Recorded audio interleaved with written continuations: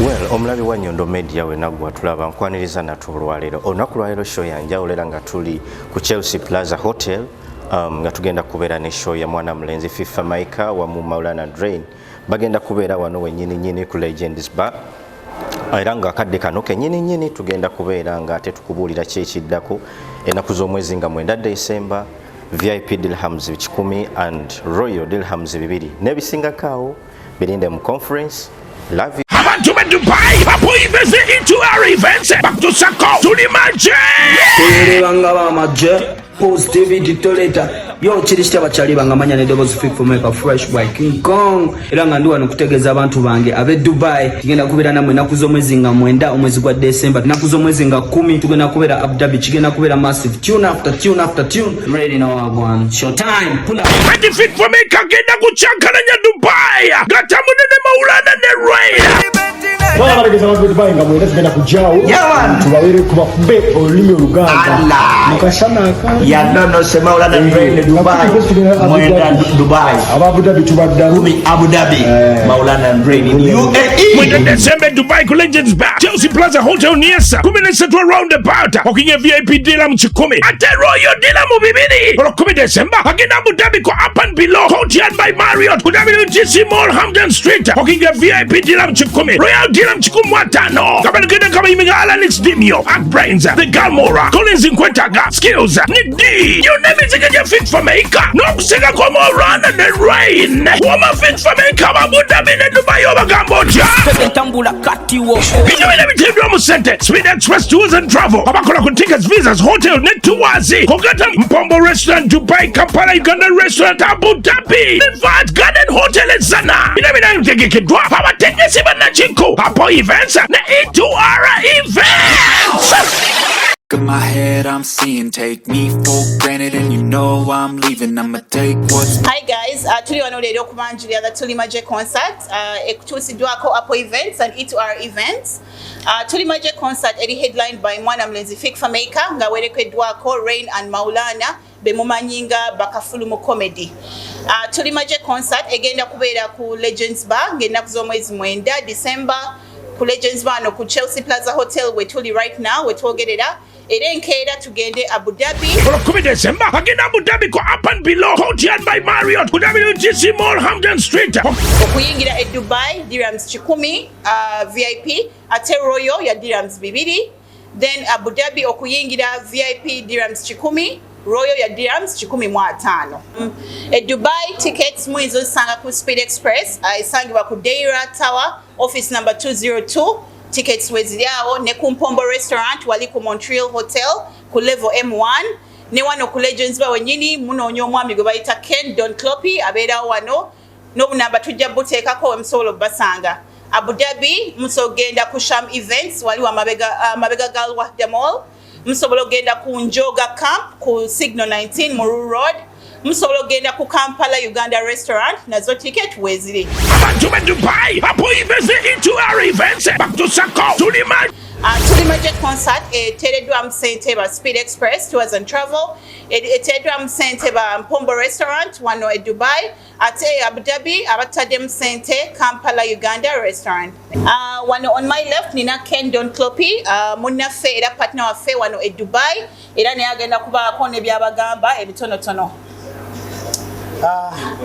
Abantu be Dubai baye mukitegeera FIFA Maika Maulana Drain nga 9 wano ku Legends Bar wenyini wetuli nga munange bwabagambye nyongera okukatiriza nti show jeri ya maanyi mugule tiketi kigenda kuba kikwafu nnyo mugule tiketi ng'obudde bukyali kubanga reda abakagula tiketi bangi katuyinza okuhavinga abantu nga bangi nnyo mugule mu bwangu mujja tunyumirwe naye nga twebaza bambi mwenna abali eyo abatukubira obulango abakola groundwork mwenna mwebale kyamaanyi era kyekyo. Thank you so much Ken. So twadde tusaba omuntu yenna ayinayo kyayagala okumanya okumutangaza more about the show waddemba okubuuza tube nga tusobola okclarifying any doubts eziri mu bantu baffe. Thank you. Okay, so my first question goes to the CEO Apo Events. show tulabyenga there has been a change of venues so many times kusaidia Abu Dhabi. Event we mujitadde ku up and below, should we take that it is the final venue right now on the side of Abu Dhabi? Thank you very much. So Kajala, I would like to clarify. I'm not the CEO of Apo Events. I'm here to represent the CEO of Apo Events. Nze mu Apo Events nkolanga operations director. Regarding the change of venue, tukyusiza omulundi gumu. Regarding the change of venue, this is the final time we're changing.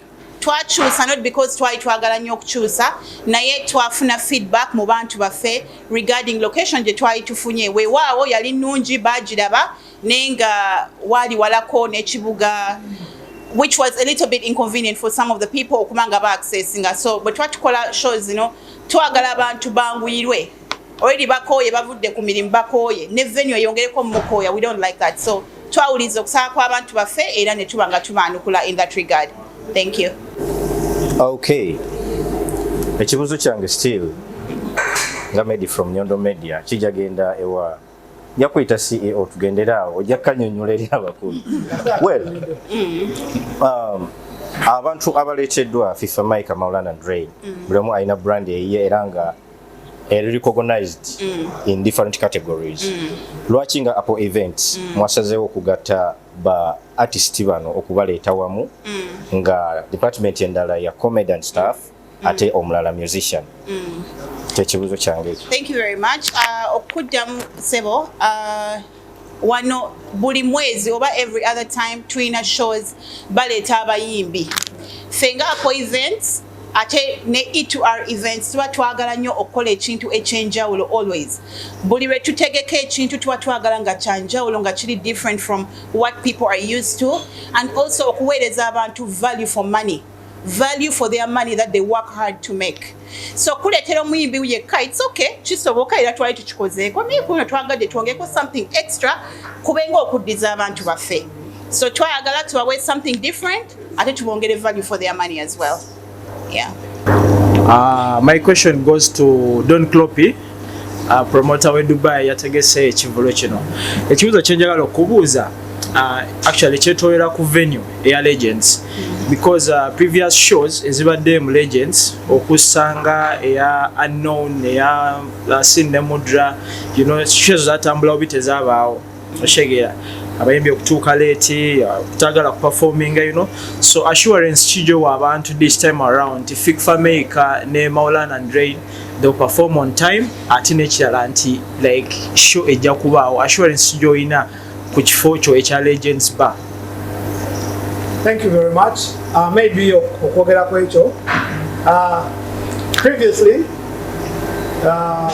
ebibaddengawo ne bapromota abalala maybe bafunamu ebintu bitonotono, issues ntonotono nebitabaawo, naye ffe betukozeeko nga ffe nga E2R bibadde bituukirira, shows zaffe zibeerawo mu budde, abantu bajja mu budde ate ne bafuna ekyenyini kye bapeyingiddeko, because we value their money era tubakakasa nti kivuje ekiri era nga kigenda kubeera kikumi ku kinnaakyo. Apo mubadde mugirabanga ekola, yeah, this is the first time you're working with them, naye ebintu byabwe biba legit era nga byaffe bibadde kati ate twegasa wamu kyamaanyi nnyo era nga twagala bagamba nti ekivulu kigenda kubanga kyamaanyi mukeereeko ku olwo. Okay, same question goes to you E2R events. Nti E2R events ebiseera ebisinga tulabye nga mudiringira mu campus ezimu ne Shatan promotion, and ekivulu tulaba kyasooka kubeera mu camp eyo. Ekibuzo kyange kiri nti mulina show ebasooseemu okubaawo gye sigenda kumenya linnya because tuli ku FIFA Mike and Maulana. How ready are you okubatolinga grounds kubanga abantu be bamu abakyakala mulina just ennaku 5 show ya FIFA Mike ne Maulana okuddamu okubaawo ground work oli sure nti abantu mugenda kubafuna? Thank you very much. Anera okuddamu ku ekyo ffe tuli more than prepared kuba tutambudde buli kafo tukatuuseemu era nga tumanyi abantu batuwadde obuwagizi already. Kati kino kyonna kyonna kye mulaba egenda kubeera confirmation ku olwo nti ffe twali twategekadde ekintu abantu baali bakonfaminga data abantu bamanyi kyebaagala nga bwe tugambe nti tetwagala kuba nga bintu bya bulijjo nti muleeta muyimbi yekka abantu they get used to that tukola ekintu ekiri different abantu kyebaagala kyantugenda bawa comedy obakube n'enguliko wano kwegamba ekintu kibenga okigase nga kyamaanyi era ekyo kyokka kituwadde obuvumu mu bantu n'atugamba nti mutuufu kyekyo kyennyini kyetwagala kyekibadde kibulamu ekyenyiza okugamba ku ekyo. And on supplement on that, we to our side. On supplement, we know battling with anyone. It's battling and a show that you not again about. We did our own thing. Fake for me can ne rain, ne more than rain show that I know. It's different. Tumanya want to be Dubai chebagara. We know generation yetu dilingam. Tumanya want to bawano. So that's why we're ready to many to get enough funa obuwagizi. Trying to get kujuza in big numbers and people are already supporting from different places because for tetulira ona satwa yoka tuna support kuva Ajuman people coming from Sharjah just for this show because it's a double fun and don't go more comment so we're sure we're going to make it. Well, ng'ekisooka njagala kusooka kutangazibwamu ku nsonga ya Royal payment ne okumanya ku owa VIP benefits gyagenda okuba nga afuna nga amaze otuuka mu kifo then owa Royal agenda kubeera nga afuna benefits ki on supplement tickets zigenda kuba zisangibwa mu bifo ki oba ziri mu bifo ki kubanga challenge ekyasi and of course shows in the states that is Dubai show is on Dubai so kusaba kutangaza isizo show ya Dubai tickets zigenda kuba zisangibwa era owaroyo benefits zali kubanga funa. Thank you very much. Twogere ku Royal ne VIP. Ekigambo twayagala okwawula. Twagala okukola ekyenjawulo like I kept on saying twagala nnyo ebintu ebiri different. Bulijjo muwulira ordinary VIP ffe tugamba abantu baffe bonna ba VIP. Abawagizi baffe bonna ba VIP bonna ba big girls and big boys. So owa VIP ticket e Dubai yadira mu 10 kyokka oyingira ogenda kulaba omuyimbi wo. Ogenda okulaba ba comedians bo bosinga okwagala. Ekuwa access okuyingira. Then bano aba Royal abagenda okusasula dira mbibiri bajja kufuna n'amameeza gaabwe bagenda okutuula tubakolya agundi table reservations. E Dubai tickets basosanga ew'omwami ono Don Cloppy wano ku Legends Bar enamba ye tujja gisharinga. Pozi basogenda ku Mpombo Restaurant ku Montreal Hotel ku level M1 ne ku Speed Express Tours and Travel ku Deira Tower office number 202. Twina ne ba agents baffe bangi nnyo Dimio Mavo Pest Official abaana bangi nnyo abatuyambako. Twina tiimu nnene nnyo era twina posters eziraga official agents ba Apple Events ne E2R Events. Posters zigenda kubeera nga zisaasana mu ba media partners baffe bonna ne ku social media platforms zaffe. Then Abu Dhabi VIP ya dirham 10, Royal ya dirham 15. Tickets zisobokusangibwa ku Kampala Uganda Restaurant. Buli lwogenda okugula ticket ya Fik Fameka ku Kampala Uganda Restaurant ofunirawo ekimere kya bwereere. Era gwe buulya ngo enjala ekuluma genda ogule ticket ejjirako emmere ya bwereere. Awalala ku Sham Events. Sham Events omukyalo oyo asangibwa behind Al Wahda Mall. Era enamba ye tujja giteekawo. Ne ku Njoga, Team Njoga Abu Dhabi wali ku Signal 19 Murur. Twina ne ku Signal 23 twina Bashiba, Oma Wolf, abaana bangi batusupporting ze tiimu nnene nnyo era posters eziriko details ez'abantu baffe ba agents abatunda tickets za Tuli Majje zijja kusaasaana mu ba media partners baffe bonna. Thank you. Okay, my last question egenda kubeera ekwatagana ku one of the top CEO of Apple Events. Yakola posting alaga nti abaagula tickets za Bobby Wine ne batagenda mu show abasaliddeko 80% baba yagamba bajja kusasula 80 dirham for a ticket. Eyo offer kya standinga oba it was limited? Offer eyo is standinga across all Emirates. That is for Dubai and Abu Dhabi only, strictly, not Ajman, not any other place. It's just for Dubai and Abu Dhabi. Bagenda kusasula only 80% of the ticket, not 80% off. You pay 80% of that ticket. However, you need to come with that ticket for proof. You need to come with that ticket for proof. Abu Dhabi, abaina ticket says, you can only get that discounted ticket from me. Me and me alone. Nobody else can sell you that ticket with discount. Then for Dubai, you can only get the discounted ticket from Mavo. Mami onamwita champion Mavo. Only Mavo can give you the discounted ticket. No other agents will give you those discounted tickets. So abaina Bobby Wine tickets nga tebaja nga tebasobola ku access nga privilege, obviously twamanya ebyatuukawo. We also feel sorry, you know. So could desire akatono mu bantu. We'll have a discount for them. Yeah, thank you. Ekibuuzo kyange ekisembayo to the whole team. Njagala abansaba okuteesa mwongere okutangaza bannayuganda olunaku lwa event emiryango gigulawo saawa mmeka, era njagala oyongere okukakasa munnayuganda nga tiimu mweteeseteese mutya okulaba nga this show doesn't flop, ate munnayuganda abeere nga bw'aba tuuse mu kifo kino eno security ejja kuba emala ku by'entambula yaabwe n'omuntu nga ye. Saba otutangazeemu awo maama, kyekibuzo kyange kisembe. So tuli ready, Tuli Majje. Tuli Majje. But general bali ready. All the generals are ready to receive you. The generals are ready to serve you. Tuli ready. Nebo gamba encha show ebeerewo. Tuli ready. Tujja kubeerawo wano ba host baffe bonna weebali, receiving you, assisting you, escorting you to your seats. Buli omu abeere happy, abeere comfortable ne watudde. Buli omu afune value for their money. Security very, very tight. Abajja ku show yaffe eri previous ya King Saha mwalaba security yaliwo bane twatandika mu budde era ne luno mukeera bambi ate ku luno it's action packed, twina comedy, twina n'abayimbi. So emiryango wano saa 3 kitundu tujja kuba tuguddewo mukeere, tujja kuba ne red carpet, mwekubye ebifaananyi, you keep those good memories, you know. Tujja kuba ne red carpet wano, mwekubye ebifaananyi muyingire.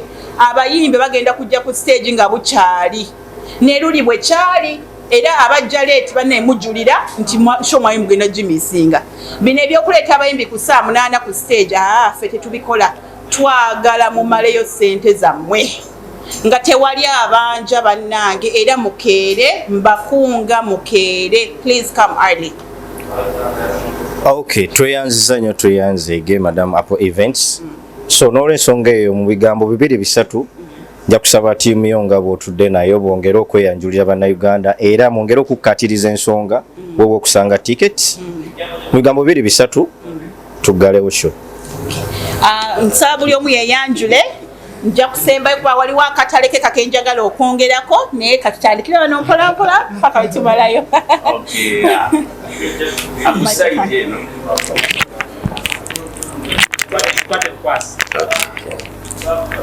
Akusaidi nze nva ku side ya E2R events ngera nkolanga medias ne platforms zonna okusasanya amawulire n'okwasaganya ebintu bya E2R events ku media zonna. Yeah. Nga mpitibwa Devi sangibwa satwa bini afe while abaiva we ne kusheno. I myself I'll be part of the show. Ndi omukuba DJ abageno be. I've been quiet for a long time, but I've been doing my practice. So to subire any surprises on this show, I'll be part of the playing team Jakuba DJ. So I'm ready also for this show to end up kuberao. Yeah. And to get ziko kuja in time because at least omuntu akere nnyo okunyumirwa show aberewo by 10 to 11 at least because it's a double entertainment to end up kunyumirwa to the fullest at least. So anyway, no kongerako, we trying as well okuongeramu at least a little bit of time ne management togezaako because it's a double fun tugenda kuba twagala Maulana and Rain performing obudde nga bungi fikfameka akube ennyimba ze zonna. So we trying at least ekitali kya bulijjo normally those zigala ku sawa 9. So we trying our best at least okwongeramu a little bit of time because twina double fun. Thank you. Amanya Ken Klupi abamu E2R nze mtu omukulu gwa E2R. Now I want to remind you oba njagala obako owola actually nti bambi ko lunaku tukeere nnyo actually by 8 p.m. tuwenga fe tufiringa ekifo twekubye bifaananyi banaye bye tubategekedde bingi nnyo, red carpet event nga omukyalo no bwabagambye n'ebirala bingi. Mukeere mukwate obutebe ng'obudde bukyali kubanga mmwe abanaatuuka lete tetumanyi, kati mukeere mutwalinga okukeera buli kimu kigenda kuba bulungi. Tugenda bawa kyemutalabaako wano mu UAE apo ne Itwara we bali mumanyi ogwo guba muliro, era nga mumulira concert eno nti tuli majje mugenda kiraba ku olwo bannange. Mujje mwenna mbakowoola abantu ba Abu Dhabi, Alain yonna Abu Dhabi eno mugenda Abu Dhabi, Alain yonna mutuwagire buli wamu. Eyo yeŋŋamba. Yo, manya gange bampita Mapo, abasinga bamanyi. Manyi tutanga champion Mapo mu Apple Events, nkolanga marketing manager Mapo Events. Okwongera kubajjukiza ku Sheno, era still nze host wa Sheno. Ndiko ne Pest Official. So mbadde kyenjagala okusaba abaguze ticket, mbadde nsaba banaye ticket tuzigule ticket ndaba zitambula, abasinga tuna reservation nyingi. So mbadde nsaba the earlier the better. Okusinga onajja n'ogula ticket ku mulyango nojja nga tufunye abantu bangi ko lunaku lustofunye watula. So ogula ticket yo nga bukyali, the earlier kituyamba naffe kwa reservation nga bukyali. So mbadde mbasaba mugule ticket nga bukyali, ticket nzina muso osanga wa Pest Official, tuinayo abahamba management blocking Baxter jali mbuga, tuina ku Mpombo, tuina ku Speed Express. So kyensinga okubasaba mugule ticket nga bukyali, tujja tuyamba kwa reservation mangu n'okubategekera rather okujja ne mufunamu obuzibu na twagala tubawe services singa ku luno mwebale nnyo mwebale ddala. Okay, kale kibuuzo kyange kigendawo Champion Mavo. Ntuukiriddeko abayimbi ab'enjawulo mu Dubai ng'abasinga beemulugunya nti bwe mubwa ne show bo temubafaako temubalabawo okitegeera. So kati tusuubire ki nti abayimbi abawano banayimba abamu era abayimbi ki betusuubira okuyimba era ensonga mwagikolera ki kuba abamu beemulugunya mwe temubafaako mulabawo beeri Uganda naye nga bo wano babaawo ate mubeetaaga mba mulina ebivulu byammwe wemba temulina mulinayo zinaiti zammwe mubayita naye muleeta abayimbi temubafaako. So kati mwe show yammwe eno tusuubire ki banayimba abayimbi abawano mulina be mwayita bonna? Webale nnyo. Maybe okwogera ku kyabayimbi abawano, abayimbi tulina bangi, line up nnene, naye nga era bonna tubakwasaganya bonna bajayimba kuba tulina line up tetunabatuukirira abamu waliwo betubadde tumaliriza then tubagambe kyoke kiggwe tukyalinamu obudde ekyo kintu kitonotono tugenda kapa tukikola. Webale nnyo mwebalire ddala. Thank you so much. Era ku nsonga emwe y'abayimbi bangi bali confirmed by the way. Ayi twagala twongeeko n'abalala so that ekintu tukifuneemu kwega abantu banyumirwe. Buli omu agenda okujja ku show aveewo nga tabanja. Anyway, amanya nze Charity nva mu Apple Events Operations Director. Kano kasembyayo kabadde kakodyo. Bannange Ajman bayise emirundi emeka Ajman. Emmotoka zammwe weeziri. Waliwo entambula ebaleeta ku show ate ejja balinda ebazzeeyo. Ddo tuddo okubajja ewammwe ku mulyango. Okubaleeta wano n'okubazaayo. Gula tiketi yo osirike. Tiketi za Ajman ziri wa Ronnie Pro. Mwenna mumumanyi, serebu wammwe mumumanyi. Bambi mumutuukirire, agenda bakolako, agenda bafaako. Ngambye gula tiketi yo osirike. Tiketi zitambula kiralu. Si kujubisa, it's the truth. Tickets zitambula kiralu. Bambi gula tiketi yo mu budde oleme kubeera disappointed. Gula tiketi yo ogule engoye zo, gula ebikumba. Tugenda kubeera ne fashion show olwo. Tuli majje kuga muggweyo mwenna. Muggweyo amajje gaggweyo nze abakunga amajje gaggweyo. Please come through, come show Fik for Maker some love. Bahasla mwenna ba youth mwenna muggweyo nze abayita. Mujje tuchakale FMB. Let's have fun together. Tuvimbe tuchikube. Thank you for the support. Tubagala nnyo as always era tusiima. Mubeere bulungi. Thank you. Ebisinga obungi mubiwulidde. Of course tubadde ne Apple Events ewamu ne E2R Events. Ebibuuzo ebisinga okubeera ebyomugaso bibuuziddwa. era amanya yenze Nyondo Rozet nga nsinzira ku mikutu egy'enjawulo gamba nga YouTube, Facebook, TikTok, Instagram wamu ne Twitter nebeera nga ate mbatuusako ebifaanana wali wabula nze kantwale akakisa kano okwebaza ate Apple Events wamu ne E2R olw'ensonga nti batuleetedde abaana bakyasize okubeera abakabi okuva e Uganda. Jjukira nti bannayuganda tube wano tukuwola ssente zaffe mu bulumi obw'amaanyi eyo ne tustrugglinga naye ate nga tuttaaga okuba nga tuddamuko mu mbeera. So nkowoola abaana mwenna bali eyo yonna gye mukola mu biyumba oba ng'ofunaka ofu nkowoola mwenna abanabeera mu za accommodations njagala mbajuguze nti okulya ssente si kulya mwana mujje gyasa olunaku olw'omu terukola ki teruvunza nnyama wabula nze ngamba nti mwebale nnyo mwebalire ddala. You're welcome, my dear. Thank you. Now we're to a chance eno okulaga wako waffe gwe tukola okwongera otumanyisa eri abantu gye bali n'obategeeza ensonga eriwo gye bayita Tuli Majje tusiima Rose tusiima ddala. Yeah. Ebanaye mwebale nnyo mwebalire ddala Nyondo Media mwebale tuwa platform eno abantu tumanya kola emirimu emirungi gye tukola namwe emirimu emirungi gye mukola mwebale nnyo era nga twongera obakowola mwenna bannaye mujje mutuwagire nesho egenda kuba y'amaanyi nesho eri different from all the shows ezibadde wano mu UAE comedy and drama comedy story and music kale bannaye mujje mutuwagire naye nga mwebale nnyo byonna era tubalindiridde ku olwo nga 9 wane Dubai Legends Bar nga 10 Abu Dhabi mwebale nnyo mwebalire twesangeyo bannaye. Hi there, I'm Ken Klupi from E2R Events. I'm here to thank you people for all the good times we've been together, for all that we have done together. Umutuwagidde through the years era nga ndi wano bajjukiza nti nga 9th December wano wennyini ku Legends Bar tugenda kuba ne Fik for Maker Maulana and Rain Show concert.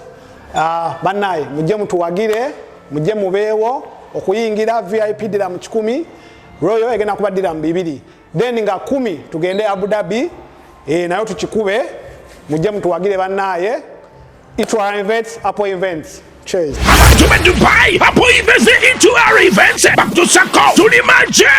Tuli Majje Positivity Toleta yo kirishita bachali bangamanya ne Doubles Fik for Maker Fresh by King Kong era nga ndi wano kutegeeza abantu bange abe Dubai tugenda kubeera namwe naku z'omwezi nga 9 omwezi gwa December naku z'omwezi nga 10 tugenda kubeera Abu Dhabi kigenda kubeera massive tune after tune after tune. I'm ready now one show time pull up Ready Fik for Maker genda kuchankalanya Dubai gatamude ne Maulana ne Rain.